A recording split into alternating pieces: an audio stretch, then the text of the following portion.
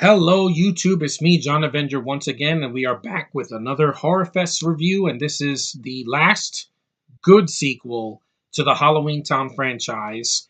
And by the way, I didn't mention that this Halloweentown has nothing to do with Nightmare Before Christmas because there's no characters from it. So it's a separate Halloweentown. It's non-canon, by the way.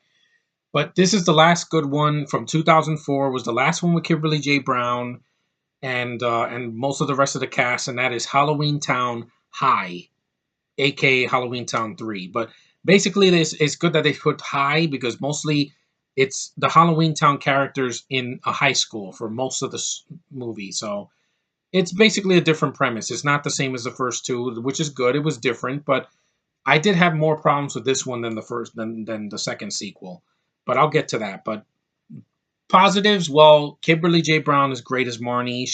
She's definitely a rise as a character in this one. This is the culmination of all of her hard work in the first two films.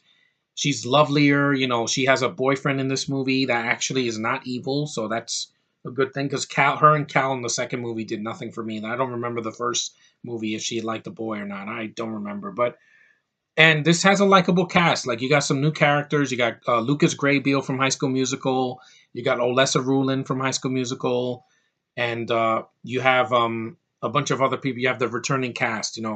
The grandmother Debbie Reynolds comes back and she plays a professor in the school, and you have Joey Zimmerman comes back as Dylan, so he's good in the film with his. But the other sister, the younger sister from the first two, she gets underused. She's in like one or two scenes, and then she disappears for the rest of the movie. I guess because child actors can't be on the screen that long. But also the film, has it still has great makeup effects. I like the makeup on some of the creatures of Halloween Town, the teenagers. The makeup is really well done. The wigs and the costumes and everything. It definitely has a spirit of Halloween. That's what I liked about it. And also the beginning of the film, like it takes place right after where the last one left off. Calabar's son was defeated. Uh, you know, um, Marnie is talking about how she saved Halloween Town twice, and then she goes to this council, like in Harry Potter, because this is very like Harry Potter, and they talk to her about, oh, we want your proposal about bringing the two portals together of the human world and the world of Halloween Town together, so that they can go to high school together and see this, how the human world goes to high school. And it's an interesting premise. I mean, I like that idea, and basically the whole message of the movie is acceptance of people that are different. Yes, nowadays in the real world, it's hard for me to accept everything, and you guys know what I'm talking about, but sometimes I do, and sometimes there's things I accept and there's things I don't. Just my personal taste. But anyway, then now come the problems. Once again, this film has a lame ass villain. There's a twist in the movie. If you haven't seen it, the movie's 13 years old. I don't know why you haven't. Lucas Grable's father is a member of the council, and he has this white wig, and then he comes out, and then he's like, "Hi, I'm the villain," and I'm like, "No, there's no development for his character. He's very cliche. He's very dry. He's the best villain in this franchise is Calabar because he had presence to him, and he was a menacing villain, like I said before. Even the way he looked like a villain. Cal in the second movie did nothing for me, and this villain did nothing for me. I don't even remember his name. That's how forgettable he is. The actor did nothing for me either. And also, there was way too many characters in this movie. Like Olesa Rulin and Lucas Grabeel are fine. I like them from High School Musical. So, but then you have the principal, the black principal that is accused of being a knight. You don't need him in the movie. You had other teens. You have one that's like an ogre that's blue. Good makeup effects, and the actor's fine. And you had a werewolf, and then you have the freaking alligator suitcase is kind of like a sub character. And then you have the council. They're there, but they don't do much, so they're kind of useless. And Judith Hogue doesn't have much to do in the movie. Like I liked her in the first two films. Here, she's just like she pops in here and there and doesn't really have much of a purpose.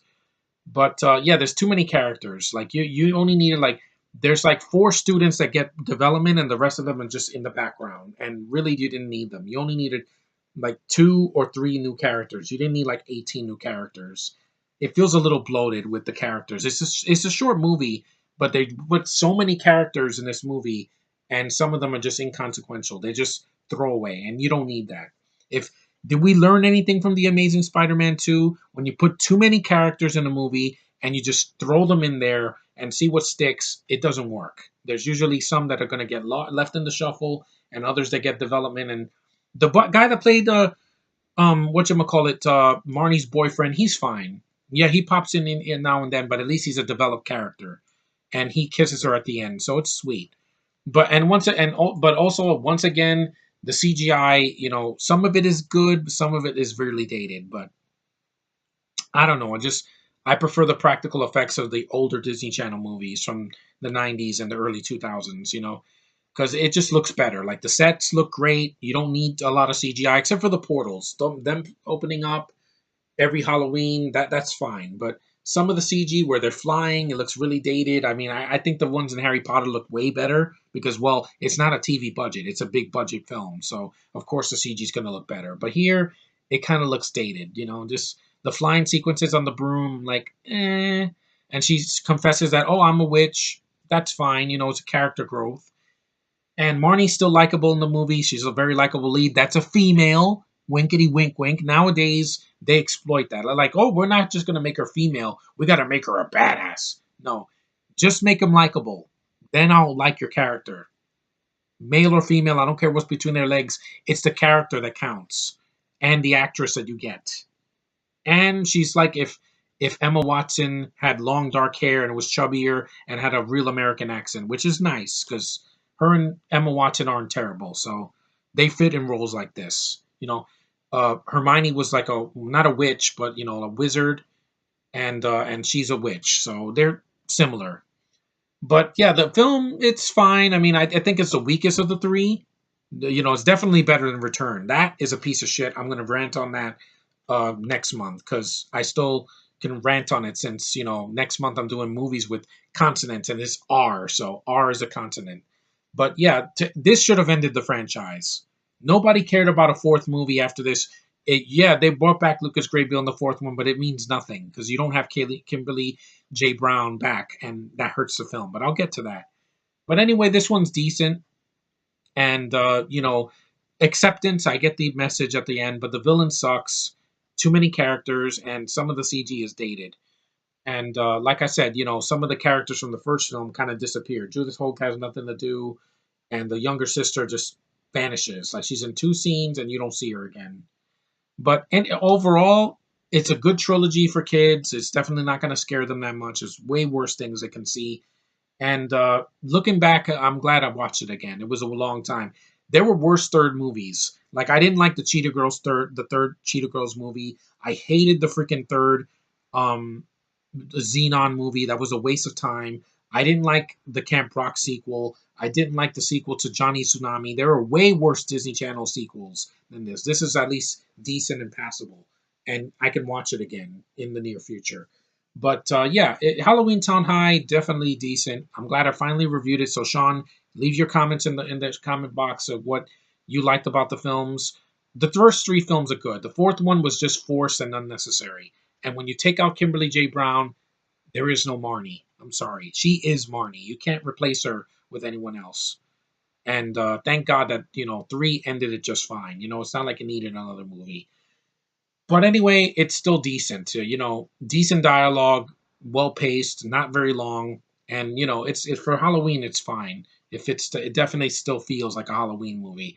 Anyway, guys, that's the Halloween trilogy, the Halloweentown trilogy.